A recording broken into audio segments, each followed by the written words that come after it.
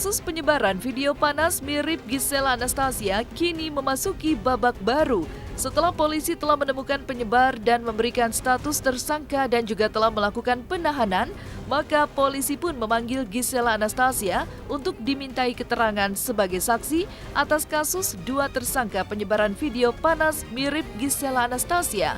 Lalu, seperti apa kemungkinan-kemungkinan yang akan terjadi pada Gisela Anastasia pasca menjalani pemeriksaan pihak kepolisian sebagai saksi?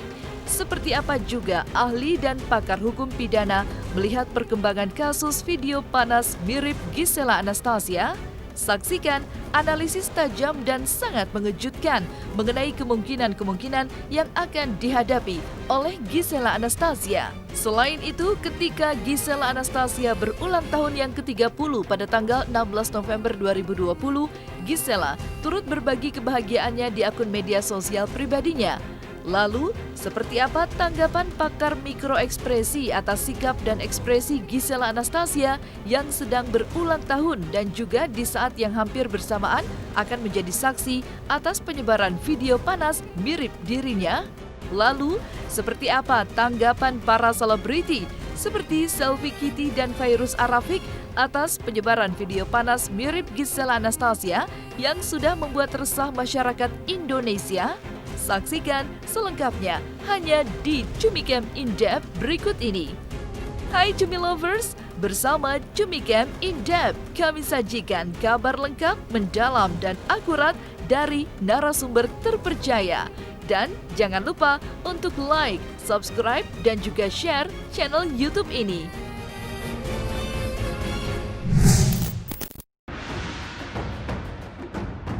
Kasus peredaran video panas terus bergulir dan menjadi gempar di kalangan masyarakat. Polisi pun telah bergerak cepat dengan menahan kedua tersangka sebagai terduga penyebaran video panas mirip Gisela Anastasia. Maka pada hari Selasa 17 November 2020, Gisela Anastasia akan dipanggil oleh pihak kepolisian Polda Metro Jaya sebagai saksi atas dua orang yang telah ditetapkan menjadi tersangka penyebaran video mirip Gisela Anastasia oleh Polda Metro Jaya. Maka ketika kasus ini terus bergulir sesuai mekanisme hukum yang ada, selain pakar telematika Roy Suryo yang mengatakan terkait kemiripan sebesar 72%, maka pakar hukum pidana pun juga turut memberikan analisis hukumnya seputar pemeriksaan polisi terhadap Gisela Anastasia sebagai saksi. Lalu apa yang akan terjadi pada Gisela Anastasia setelah diperiksa oleh pihak kepolisian Polda Metro Jaya? Berikut analisis ahli hukum pidana Dr. Khairul Huda yang juga pernah menjadi saksi ahli di persidangan untuk kasus Ariel beberapa waktu silam. Ya, kalau yang ditetapkan sebagai tersangka adalah orang yang menyebarluaskan, maka dia menjadi saksi bagi perbuatan menyebarluaskan itu.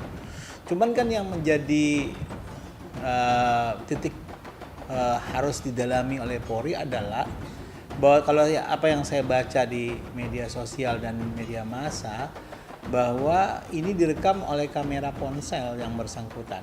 Berarti disimpan di dalam perangkat milik pribadi yang bersangkutan. Bukan tidak mungkin penyebar luasannya juga melibatkan yang bersangkutan. Jadi pemeriksaan besok bukan tidak mungkin yang bersangkutan akan naik pangkat.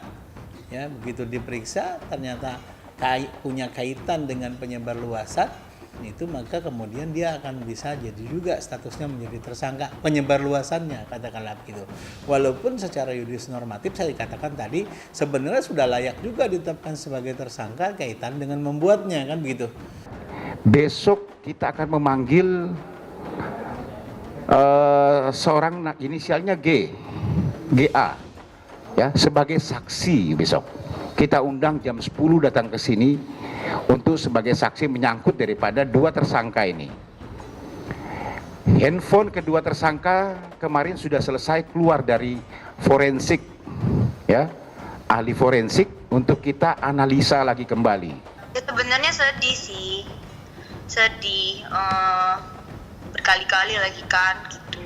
Cuman kemudian kalau anak-anak gimana gitu kalau ngelihat kayaknya langganan banget. Iya, cuman ya udahlah gitu. nggak apa-apa, yang penting kan aku yang tahu, maksudnya kehidupannya kan kita yang jalani.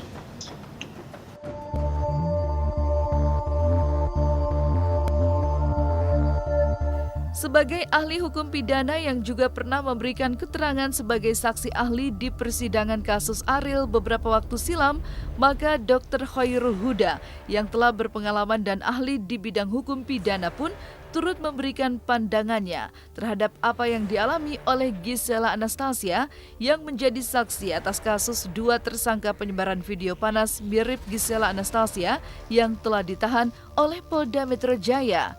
Lalu, seperti apa pandangan dan analisis hukum pidananya atas apa yang akan dialami oleh Gisela Anastasia yang telah dipanggil oleh pihak kepolisian Polda Metro Jaya sebagai saksi? Apalagi kalau kita bandingkan misalnya jurisprudensi berkenaan dengan ini kasusnya Ariel misalnya. Zaman dulu waktu itu saya juga termasuk yang memberikan keterangan ahli berkenaan perkara ini. Yang bersangkutan itu dia akan dianggap ikut menyebarluaskan pornografi tersebut karena menyimpan gambar pribadi itu di tempat yang bisa diakses publik, yang bisa diakses orang lain, yaitu satu directory dengan lagu-lagu yang dibuat oleh bersangkutan, baik yang sudah dipublish maupun belum, sehingga kemudian ikut terambil ketika di-download lagunya misalnya seperti itu. Itu saja sudah dianggap sebagai bagian dari menyebarluaskan. Padahal perbuatannya pasif. Nah, kalau ini gambar itu, video itu tersimpan di handphone pribadi sehingga bisa tersebar luas, bukan tidak mungkin ini ada kaitan, ada hubungannya dengan perbuatan yang bersangkutan sendiri sehingga kemudian gambar itu tersebar luas. Apa itu? Itulah yang harus dipecahkan oleh Polri. Saudari G dipanggil sebagai saksi terhadap 2 tersangka yang sudah diamankan ini. Kenapa dipanggil sebagai saksi? Karena waktu dia di BAP, dia ngomong ada saudari G di situ, ada kata-kata G di situ. Bukan Y, G. Jadi G dipanggil dulu, Mas. Sebagai saksi terhadap 2 tersangka yang sudah kita amankan ini. Menurut ahli hukum pidana, pasal-pasal yang bisa diterapkan bagi siapapun yang terlibat pada beredarnya video panas mirip Gisela Anastasia dapat dikenakan pasal berlapis. Dan menurut undang-undang yang berlaku, baik penyebar dan pembuat video panas mirip Gisela Anastasia ini memiliki konsekuensi hukum yang sama. Pasalnya sama sebenarnya, pasal 29 Undang-Undang Nomor 44 Tahun 2008 ya, diancam dengan pidana 6 bulan sampai dengan 12 tahun atau denda berapa ya, sampai dengan 6 miliar ya, 250 juta sampai dengan 6 miliar. Baik mereka yang membuat maupun mereka yang menyebarluaskan diancam dengan pidana yang sama. Nah, kalau yang membuat juga ikut menyebarluaskan, maka dia diancam lebih berat daripada yang menyebarluaskan. Mestinya begitu. Dia kan 2 perbuatan. Perbuatan membuat dan juga perbuatan menyebarluaskan. Bahkan karena dia membuat dia sendiri sebagai modelnya, tambah 1 pasal lagi gitu ya, pasal sebagai model dari pornografi. Nah, ini diancam pidana sampai dengan 10 tahun. Nah, jadi dia bisa kena 2 pasal sekaligus, bahkan yang 1 pasal itu 2 perbuatan melawan hukum sekaligus. Nah, sedangkan yang menyebarluaskan sebenarnya cuma 1 saja menyebarluaskan. Jadi kalau saya jadi hakim, kasus ini sampai ke pengadilan, mesti saya akan hukum yang membuat, yang menjadi model, dan turut menyebarkan. Menurut Dr. Khairul Huda, sebagai ahli hukum pidana, bagi siapapun yang diduga melakukan tindak kejahatan tapi melakukan penyangkalan di depan hukum, memiliki hak untuk menyangkal atas apa yang disangkakan oleh pihak penyidik kepolisian. Namun, bagi siapapun yang diduga melakukan kejahatan namun melakukan penyangkalan di depan penyidik kepolisian, maka akan mengalami konsekuensi hukum yang sangat mengerikan serta dianggap oleh penyidik tidak kooperatif. Dan ketika pihak penyidik merasa bagi siapapun yang diduga melakukan kejahatan namun melakukan penyangkalan, maka pihak penyidik pun dapat melakukan penahanan dengan penilaian subjektif sebagai sikap yang tidak kooperatif. Maka inilah pesan mengejutkan dari ahli pakar pidana untuk Gisela Anastasia. Itu haknya ya, kalau menyangkal itu haknya. Yang namanya Luna Maya sampai saat terakhir tetap menyangkal itu, bukan dia. Itu haknya. Dan yang bersangkutan juga punya hak untuk menyangkal. Tapi kan penyidik kan mempunyai sarana pembuktian. Ya kan? Tentu dengan bantuan ahli teknologi informasi bisa mencari kesamaan ciri-ciri fisik dari yang bersangkutan, ya kan, dengan video yang beredar, juga kesamaan tempat. Sejauh kalau dia tidak disumpah tidak ada masalah. Ya, biasanya pemeriksaan di penyidikan tidak disumpah, maka kemudian tidak berefek apa-apa. Cuman berarti tidak kooperatif, kan begitu. Ini ancaman bisa 12 tahun. Jadi artinya punya alasan kalau katakanlah nanti dijadikan tersangka dan tidak kooperatif, maka penyidik bisa melakukan penahanan. Maka ketika tadi kita sudah saksikan dengan lengkap uraian dan analisis ahli hukum pidana mengenai kasus peredaran video panas mirip Gisela Anastasia, maka di segmen selanjutnya kita akan saksikan bagaimana Gisela Anastasia tetap aktif di media sosialnya dan juga turut berbahagia di tengah ulang tahunnya yang ke-30. Lalu seperti apa tanggapan pakar mikroekspresi mengenai hal tersebut? Selengkapnya hanya di Cumicam In-Depth berikut ini. Hai Cumi Lovers, jangan lupa untuk like, subscribe, dan juga share channel YouTube ini.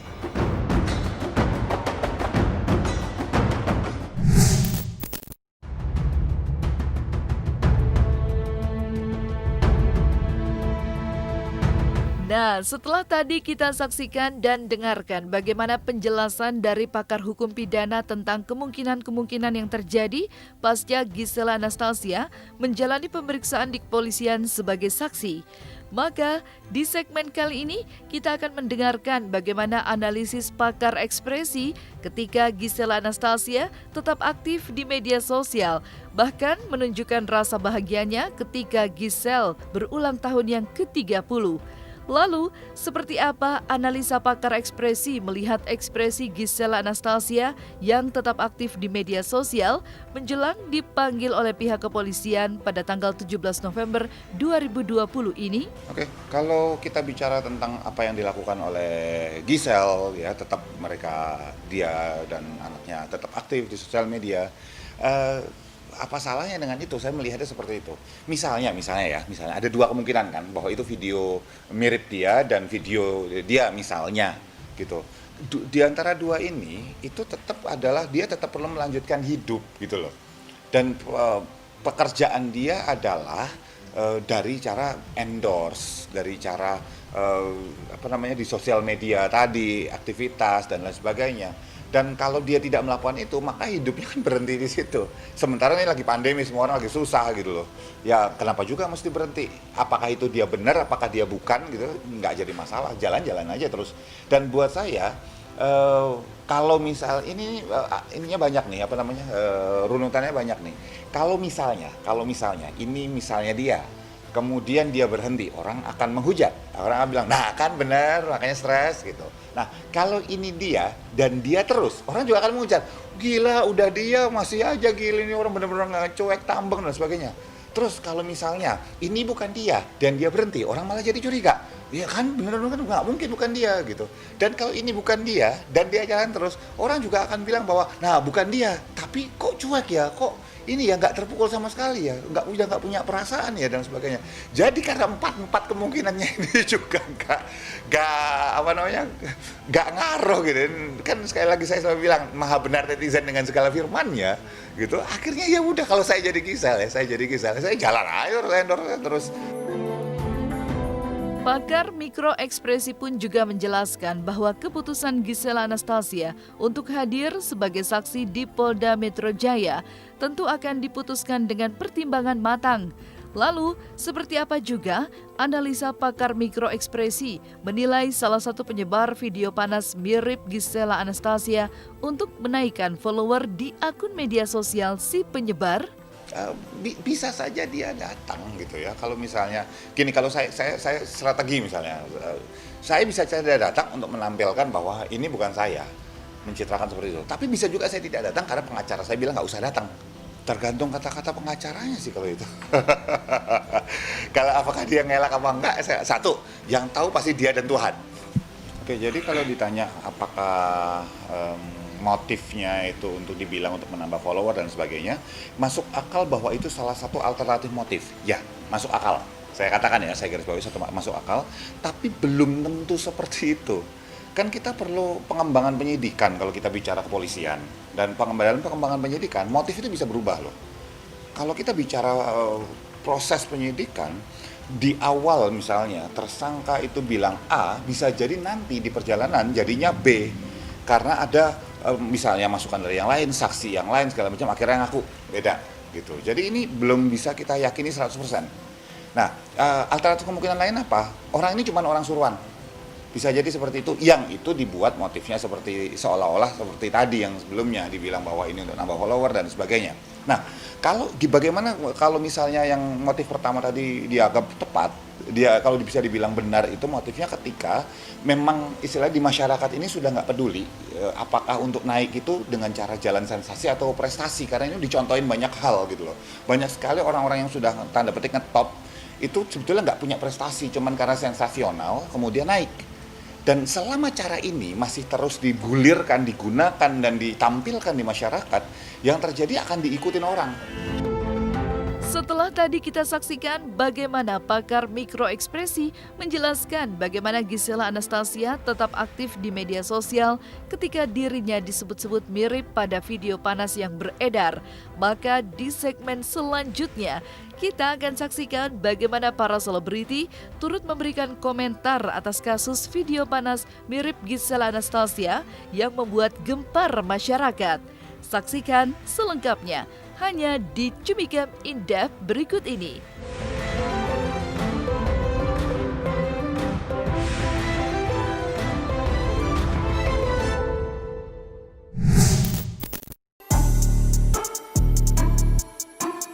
Setelah tadi kita saksikan bagaimana pakar mikroekspresi menganalisis bagaimana Gisela Anastasia tetap aktif di media sosial ketika dirinya disebut-sebut mirip pada video panas yang beredar, maka kini para selebriti seperti Selfie Kitty dan Fairuz Arafik juga turut memberikan komentarnya terhadap beredarnya video panas mirip Gisela Anastasia yang bikin gempar dan heboh di masyarakat. Tapi selama ini batas wajah seksi itu sih masih batas wajar ya, jadi enggak yang apa-apa perlu ditakutin sih kalau aku, insya Allah sih. Jadi apa tuh jejak digital tuh kan jejak tuh kayak susah ya, kayak hilangnya tuh agak susah gitu, jadi orang cari tuh pasti akan ada aja terus. Itu satu, karena kalau udah kita jelek misalkan ya dari manapun kita cari di internet tuh pasti ada berbekas, jadi agak susah. Makanya kadang suka harus ekstra benar-benar dipikirin, apalagi udah jadi orang tua, kita nggak pernah tahu anak kita udah gede, iseng searching nama itu yang kita takuti itu. Aku sebagai orang tua tuh ngejaga gitu. Kalau sekarang sih iya ya, karena kan pertama aku juga udah kayak punya anak gitu kan. Seperti apa ya, aku kayak lebih ke lihat waktunya, terus kayak jam-jamnya, karena kan Instagram tuh kan udah ada insight-nya kan, jam-jam berapa tuh misalkan engagement-nya tuh bagus gitu, terus kayak foto yang mana dulu nih misalkan, kalau yang mau posting kira-kira masuk nggak ya segmennya kalau misalkan di jam segini gitu. Jadi semua tuh ada perhitungannya gitu. Apalagi public figure ya, public figure itu kan di saat dia udah terjun di dunia entertain, dirinya dia itu bukan milik sendiri tapi milik orang banyak gitu. Jadi otomatis pasti menjadi seorang public figure itu tidak semudah yang orang bayangkan, karena ranah pribadinya itu udah masuk, orang pengen tahu apa aja yang dia lakukan. Kita sebagai public figure memang harus cerdas gitu, cerdas dalam arti kata kita harus tahu apa yang bisa kita upload. Kayaknya nggak pernah deh, soalnya memang aku nggak pernah buat video aneh-aneh juga gitu loh. Kan belajar dari pengalaman Mbak gitu, pengalaman yang dari kemarin-kemarin gitu. Pengalamannya gini, aku nggak mau jadi perempuan yang lemah gitu loh, apalagi alhamdulillahnya apa yang pernah aku hadapin kemarin itu kan aku kayak menjadi salah satu contoh menjadi wanita yang istilahnya harus kuat gitu loh. Dan apa yang terjadi kemarin, pengalaman itu membuat aku menjadi wanita yang kuat dan malah menjadi wanita yang semakin kuat gitu loh. Jadi aku nggak mau jadi perempuan yang lemah lagi. Selama aku benar, aku ada di jalan Allah, insya Allah aku akan menjadi wanita yang kuat dan berani. Nah, selesai sudah Cumi Lovers bersama Cumi Camp In Depth. Kabar lengkap, mendalam, dan akurat dari narasumber terpercaya. Dan jangan lupa untuk like, subscribe, dan juga share channel YouTube Cumi Cumi.